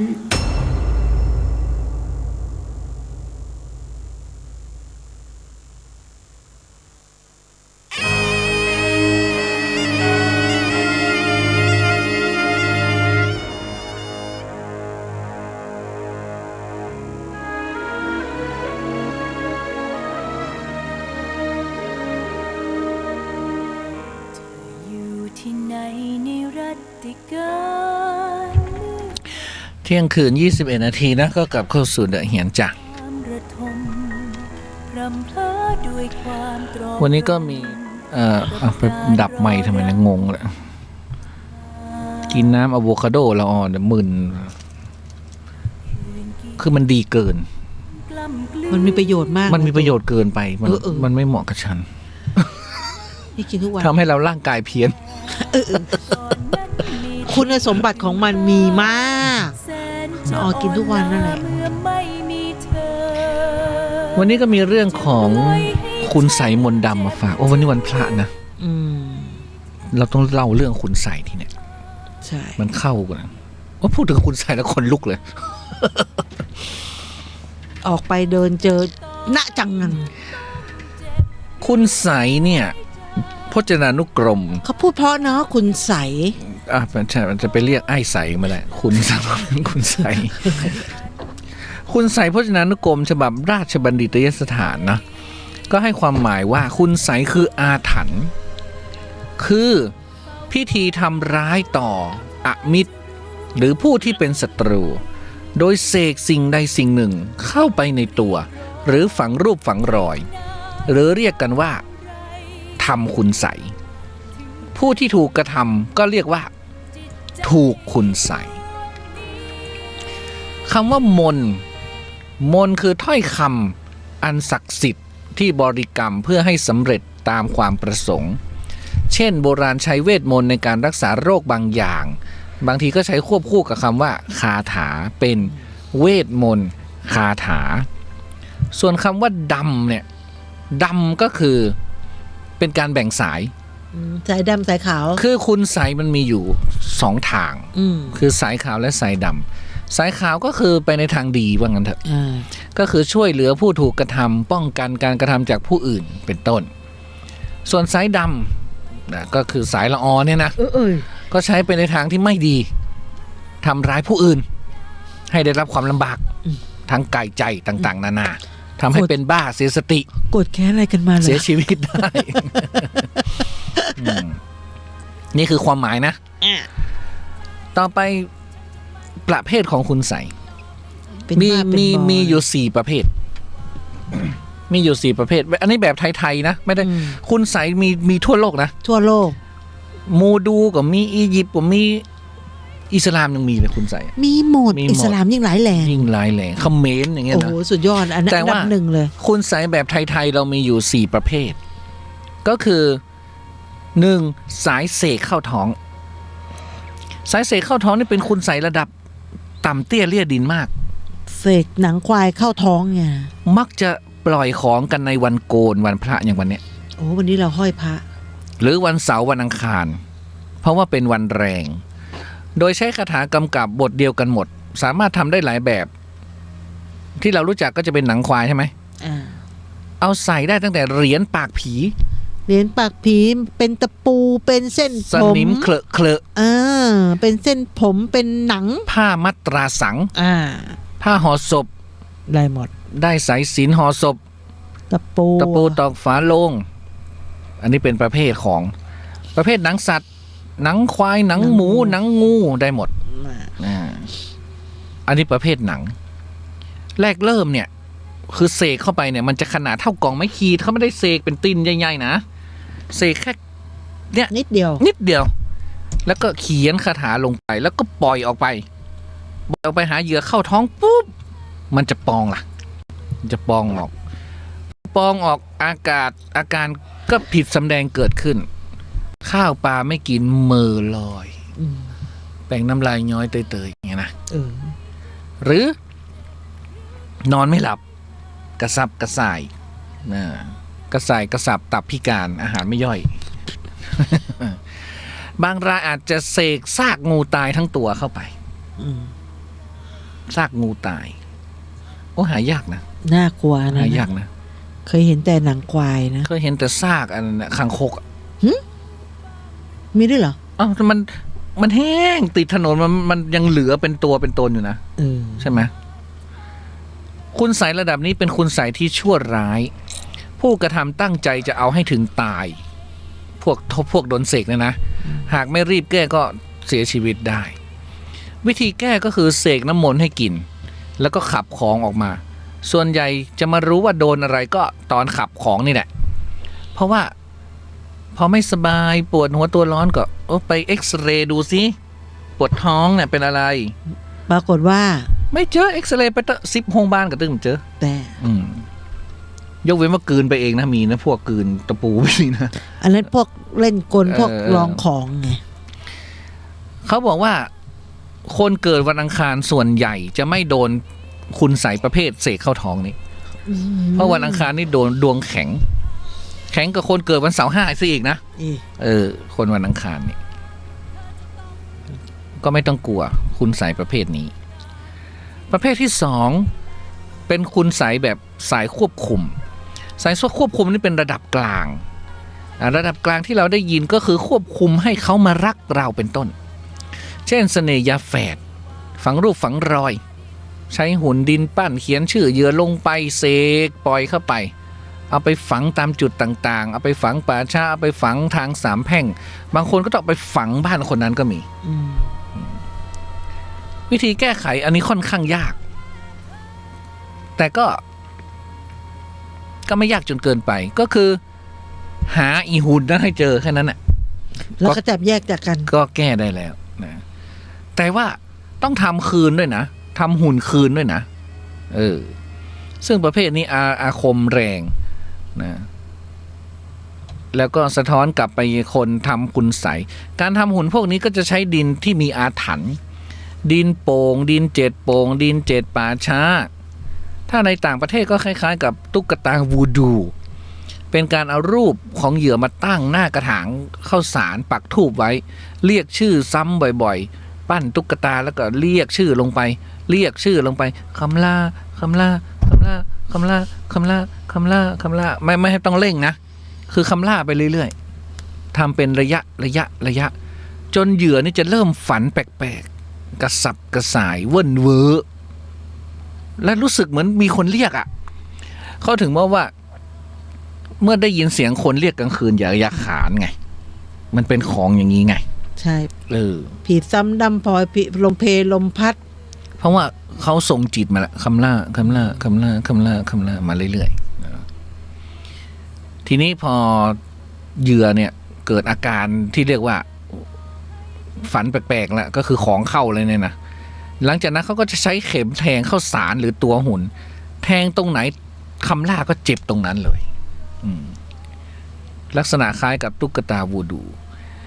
อีกลักษณะหนึ่งก็คือผงกระดูกผีมหาเสน่ห์จะใช้กระดูกคนตายในวันเฮี้ยนๆเช่นตายทั้งกลมตายวันเสาร์เผาวันอังคาร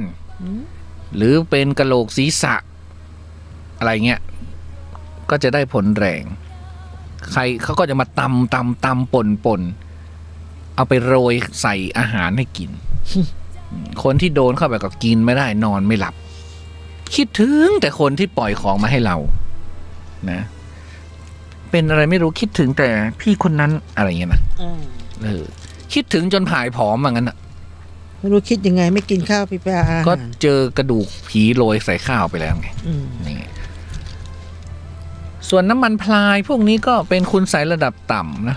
มีทั้งยาสั่งยาเบื่อยาผีบอกก็คือต่ำกว่าเสกหนังควายเข้าท้องซะอีกเป็นสิ่งที่เข้าไปง่ายแต่ถอนยากคือโดนนิดเดียวอะไรนะน้ำมันพลายนะเขาดีดใส่นิดเดียวแค่นั้นนะวิ่งถึงห้องเลยโอ้โหถอนยากบางทีต้องใช้มีดหมอผ้าขันอะไรที่อย่างหลวงพ่อเดิมอย่างเงี้ยหรือผ้าขันที่เรียกว่าทำมาจากเขาควายเผือกถูกฟ้าผ่าตายอย่างเงี้ยเอาไปหาที่ไหนอะแค่ควายเผือกก็หาถ้าโดนฟ้าผ่าอีกโอ้ยแล้วไปโดนฟ้าผ่าถึงจะตัดได้ไงถึงจะตัดได้ซึ่งหาไม่ได้ง่ายๆหรอกนะเป็นของหายากแม้ควายเผือกไม่ต้องควายเผือกควายทั่วไปนี่มันยังไม่ค่อยจะผ่าเลยวิ่งกระทงยังไม่ได้เลย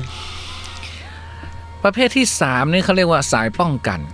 สายป้องกันเนี่ยก็ประเภทสักเสกเหล็กยันห้อยไว้คุ้มกันพยันตรายทั้งหลายให้แคล้วคลาดนะจากเพศภัยของมีคมหรือว่าป้องกันจากคุณไสยด้วยกันก็จะเป็นจำพวกห้อยนะก็เป็นตะกุดเป็นโลหะเป็นทองแดงทองเหลืองดีบุตรตะกั่วหนังสัตว์นะตะกุดโสรสนะมี16ดอกหรือว่าตะกุดแอวงาวเรียงเป็นแอวนะก่อนครูบาจะมรณภาพฉันไปเห็นไอ้ตะกุดแอวเนี่ยอยู่ในตู้ฉันก็ถามว่าใครทำครูบาทำแล้วเขาบอกน่าจะเป็นลูกศิษย์ทำแล้วมาให้ครูบาเสกมันก็ไม่แพงนะฉันก็คิดแล้วคิดอีกเอาดีไม่เอาดีวันนี้ไปหาไม่มีแล้วไม่มีทางละทุกอย่างตอนนี้ของครูบา เขาเก็บกันหมดแล้วไม่มีทางหาได้ละ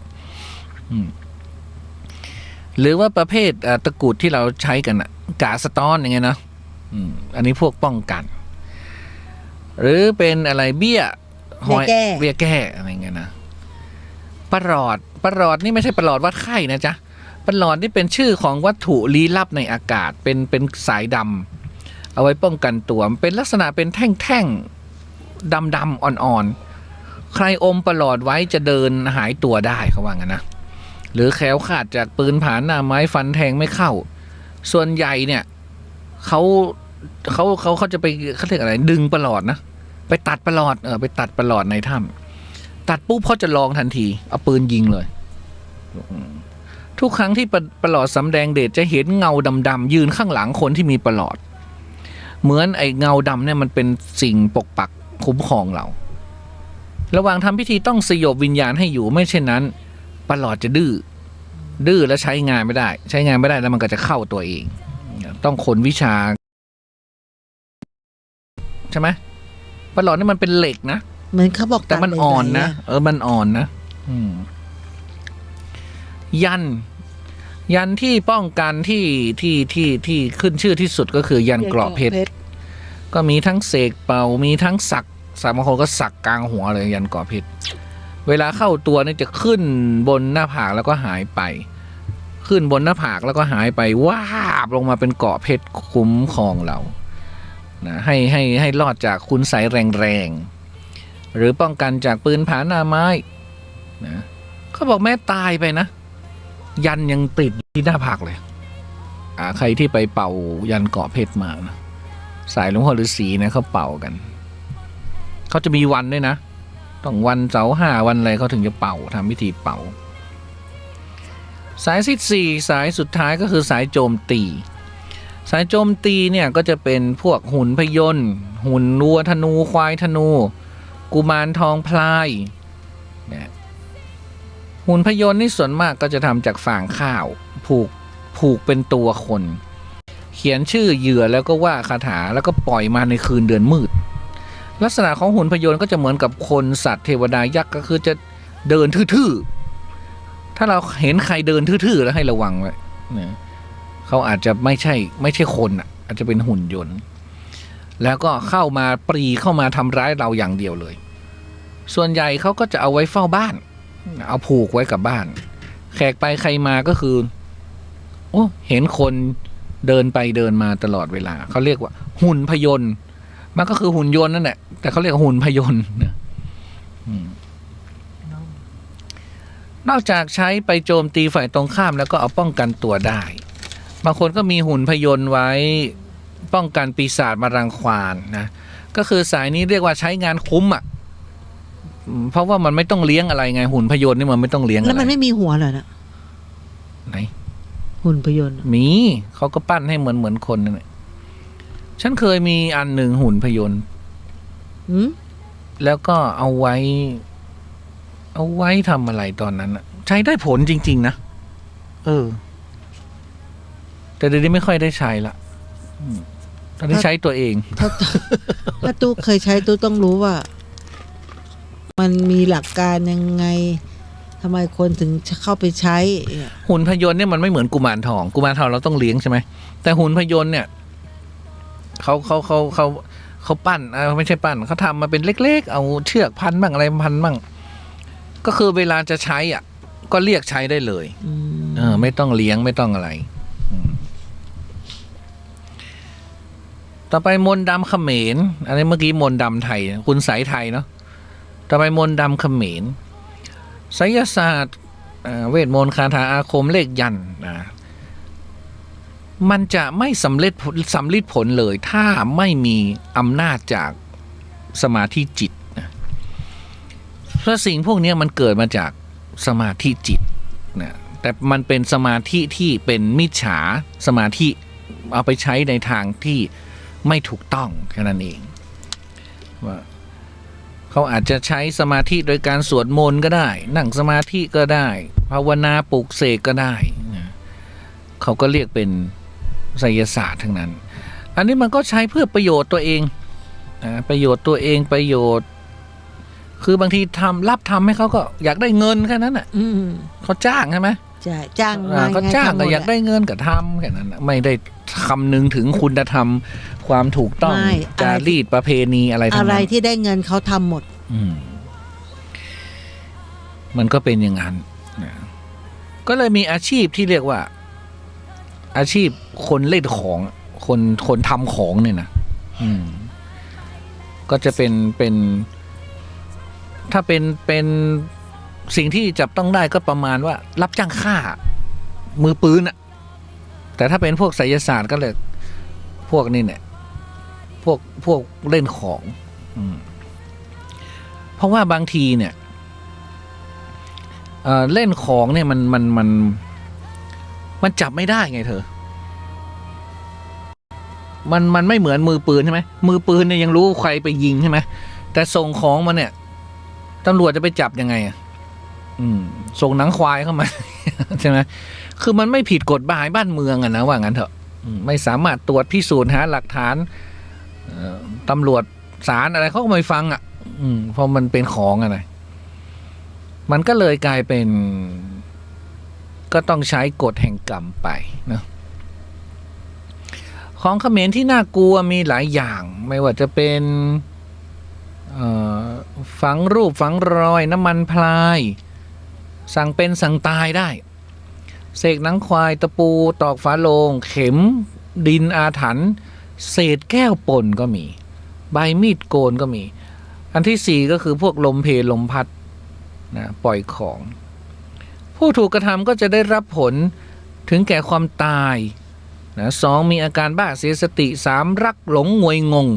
นะรักไม่ลืมหูลืมตาว่างั้นนะสี่หงุดหงิดโมโหร้ายเมอลอยพูดคนเดียว อ่ะบางทีฉันก็เป็นนะพูดคนเดียว เขาคันบ้า ไม่ใช่โดนของใช่ไหม ปวดท้อง ท้องบวม ท้องมารท้องใหญ่นะทรมานกระทั่งตาย หน้าดำนี่ฉันกลัวมากถ้าฉันหน้าดำนี่ฉันกลัวมากเลย หรือว่าร้อนรนกระวนกระวายอยู่ไม่ติดที่ 7 อารมณ์ร้อนใครทำอะไรขวางหูขวางตามาซบอารมณ์พานหาเรื่องคนในบ้านนี่อันนี้คืออันนี้เขาจะต้องเรียกว่าเขาไม่ได้เป็นคนอย่างนั้นแต่วันดีคืนดีเกิดมาเป็นคนอย่างนั้นคนที่หงุดหงิดอารมณ์ร้อนขึ้นมาอย่างเงี้ยมันแปลกไงข้อ 8มีอาการเห็นภาพหลอนนะแล้วก็ไม่มีเรี่ยวแรงเห็นภาพนั้นภาพนี้เข้ามา9หูแว่วได้ยินแต่คนเรียกได้ยินเสียงแต่คนจะมาฆ่าตลอดเวลา10มีอาการใจสั่นร้อนเจ็บแน่นหน้าอกหายใจลำบาก11นอนไม่หลับสะดุ้งตื่นฝันร้ายน่ากลัว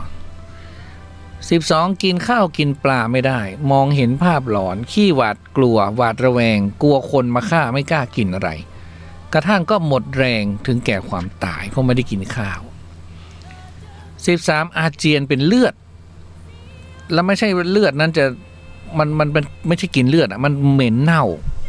คละคลุ้งบางทีเป็นเลือดแบบดำอย่างเงี้ยนะ14มีอาการปวดหัวอย่างรุนแรงราวกับใครเอาค้อนมาทุบ15มีแผลขึ้นพุพองตามบางทีมีน้ำเหลืองไหลเยิ้มก็มีแล้วก็มีกลิ่นน่ะคือกลิ่นตัวไม่หอมแล้วอ่ะกลิ่นตัวแบบเป็นกลิ่นเน่าอ่ะ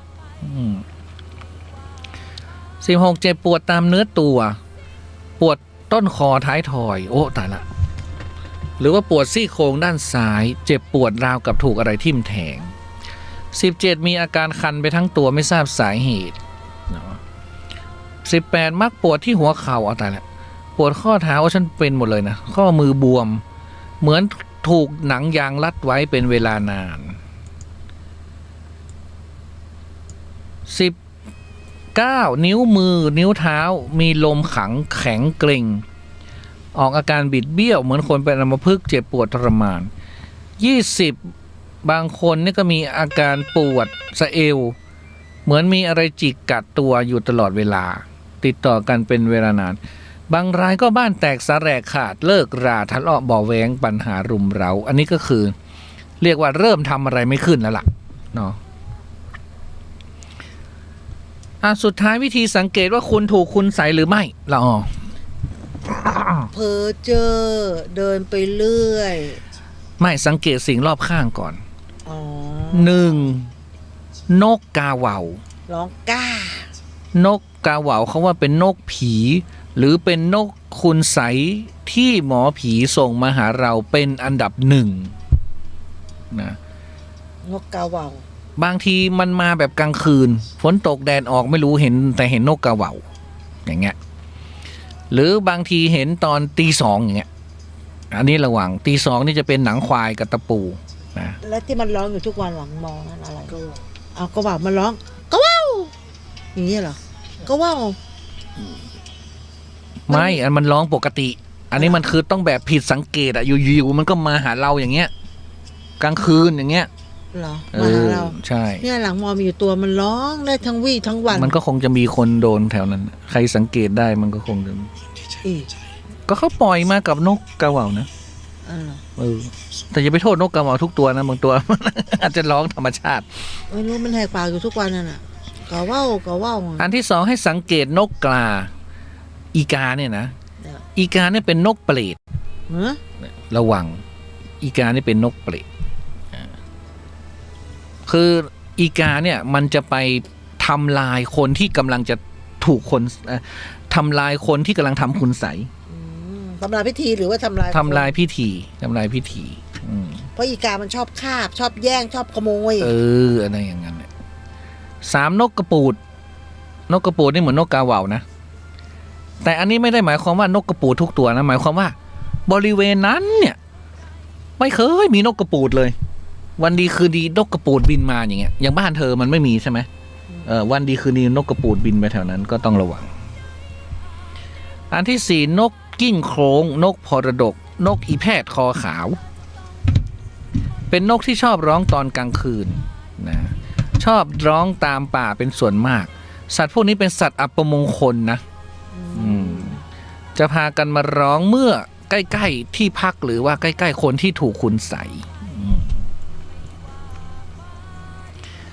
อันที่ 4สังเกตทิศทางที่หมอผีหรือทีมงานหมอผีมาประกอบพิธีกรรม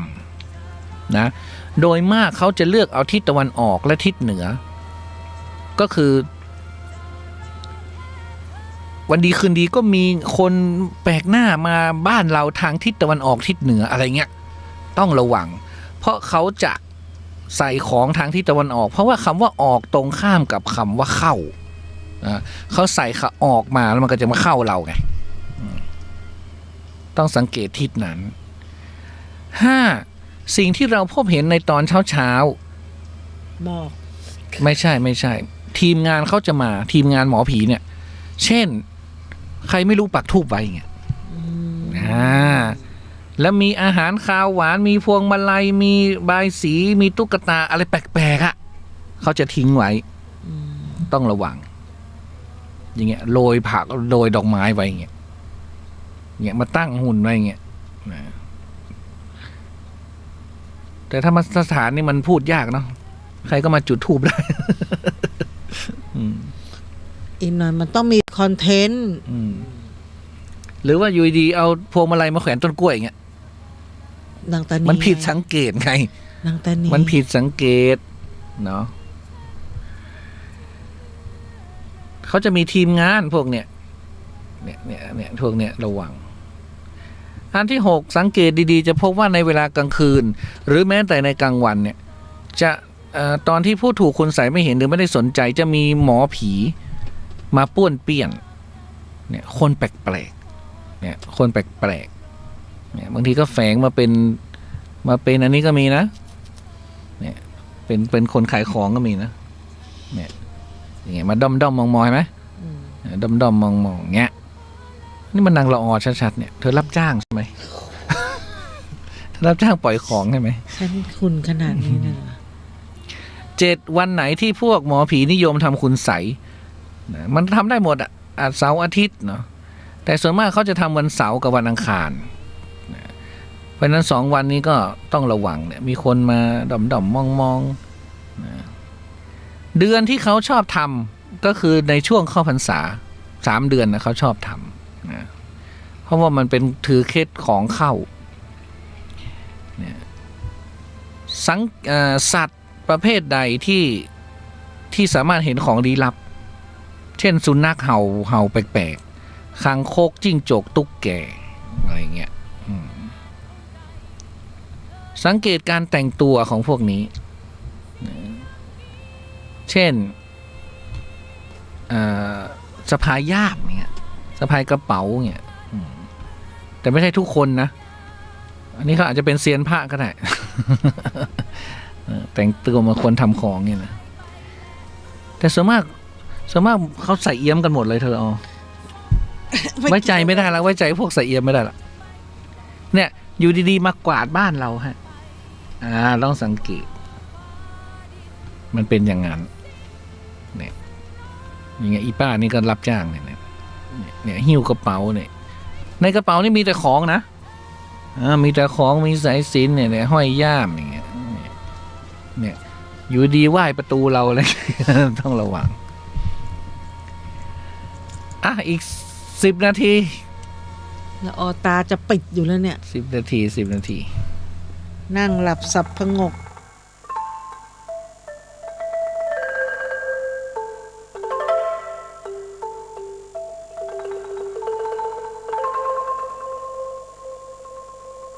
รายการนี้ไม่เหมาะกับเด็กอายุต่ำกว่า15 ปีหรือผู้ที่กำลังตั้งท้องอ่อนๆและง่วงเหงาหาวนอนอยู่เสมอเพราะเดี๋ยวเธอจะไม่รู้เรื่อง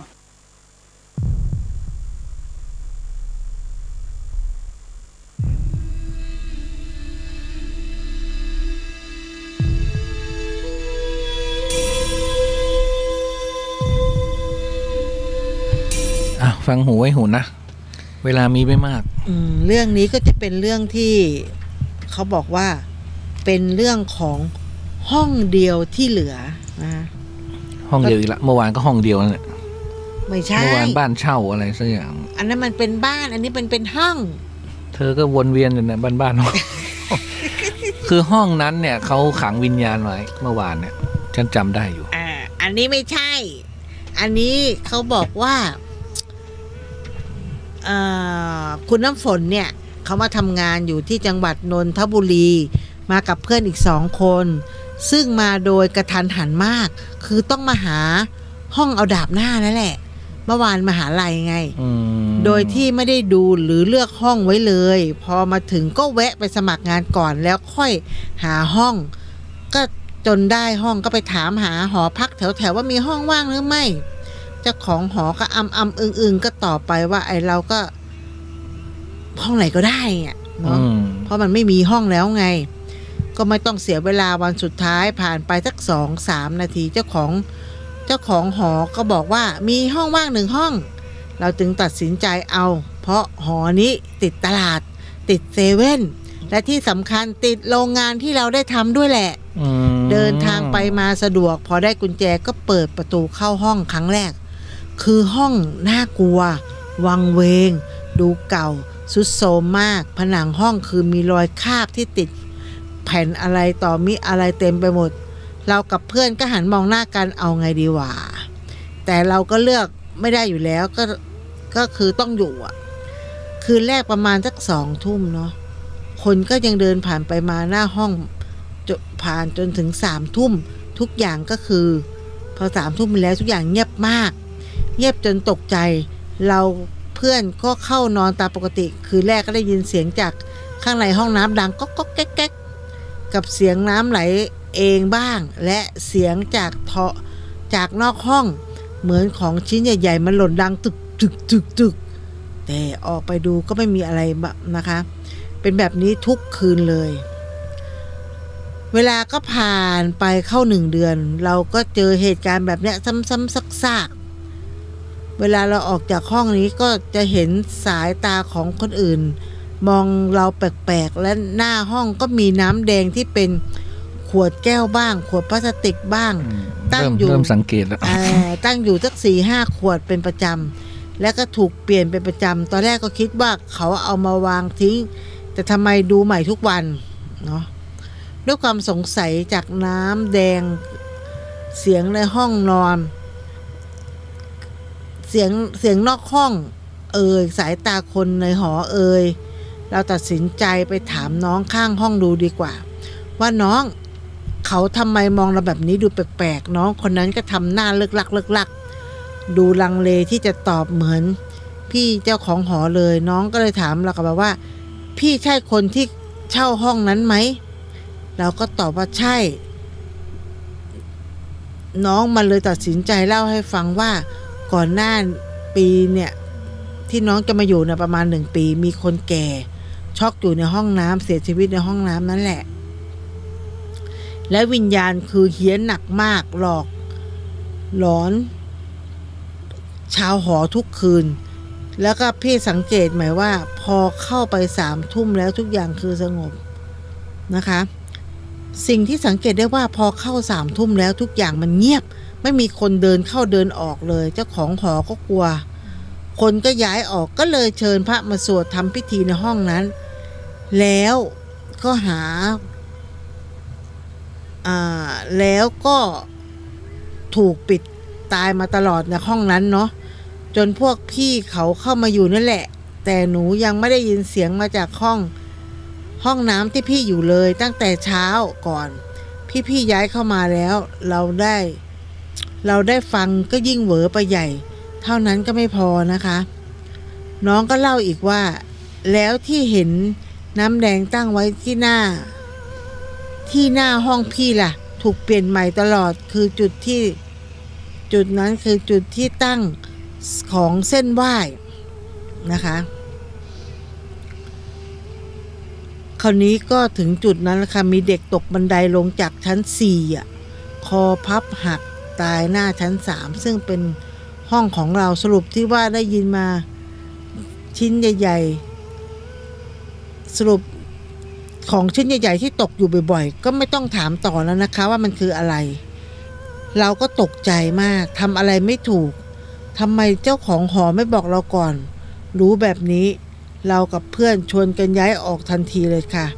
อยู่ไม่ไหวแล้วไม่มีใครบอกเรา อยู่ได้ยังไง อยู่ไม่ได้แล้วแบบนี้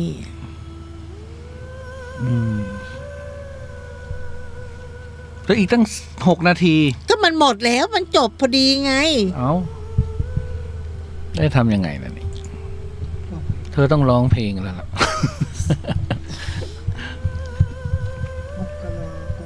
มกรากุมภากำลังดังมากเปิดเพลงนี้ให้ฟังหน่อยสิก็ข้อปฏิบัติตัวนะเพื่อรักษาตัวไม่ให้โดนคุณใส่มนต์ดำนะจ๊ะ1ตอนกลางคืนตั้งแต่พระอาทิตย์ตกดินไปแล้วถ้ามีคนมาเรียกจะเป็นคนรู้จักหรือไม่รู้จักก็ตามห้ามขานรับถูกต้องโดยเด็ดขาดแต่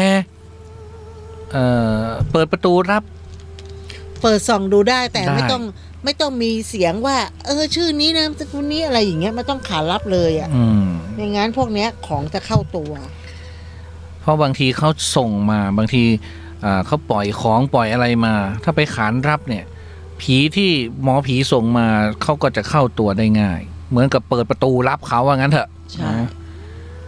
เอาของที่ไม่ดีมาสู่ตัวเองเพราะฉะนั้นห้ามขานรับในเวลากลางคืนเด็ดขาดแล้วคนที่เขารู้น่ะเขาก็จะไม่เรียกชื่อใครตอนกลางคืนน่ะแล้วมันจะแปลงเสียงด้วยนะโอ้ยเหรอทำไมแปลงเสียงไม่แปลงเสียงเป็นคนรู้จักใช่สมมุติว่าแล้วเปิดมาไม่มีใครอะนะสมมุติว่าตู้นอนอยู่ห้องน่ะอยู่ๆตู้เป็นเสียงตู้เลยเงี้ยเราก็ว่าก็ตู้มาเรียกก็เสียงตู้นั่นแหละแต่ตอนตี 2 ตี 3มันไม่ใช่ไง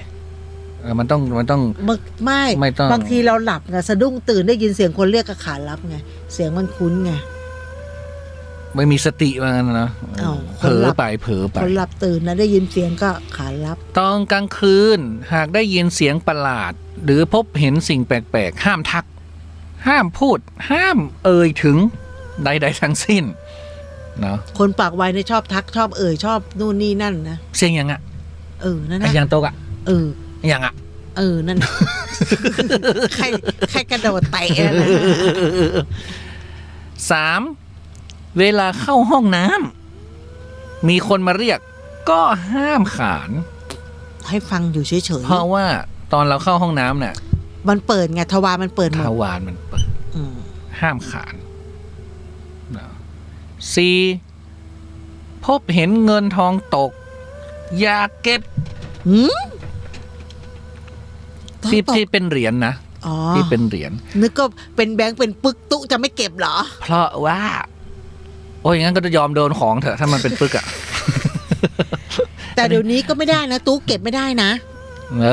เก็บแล้วต้องคืนเพราะกล้องวงจรมันตามได้หมดเลยเป็นเหรียญสลึงเหรียญบาท5 บาท10 บาทห้ามเอามาใช้เพราะเขาโปรยไว้เขาซื้อทางใช่บางทีเขาซื้อที่ซื้อทางนี่ชอบเก็บจังเลยเนี่ยไม่ถ้าจะเก็บให้ใส่ถุงมือไม่ให้สัมผัสอย่าเอามือเปล่าๆไปจับแล้วใส่กระเป๋าเราก็ต้องจับก็ต้องใส่ถุงใส่คืออย่าไปจับไงแล้วเวลาใช้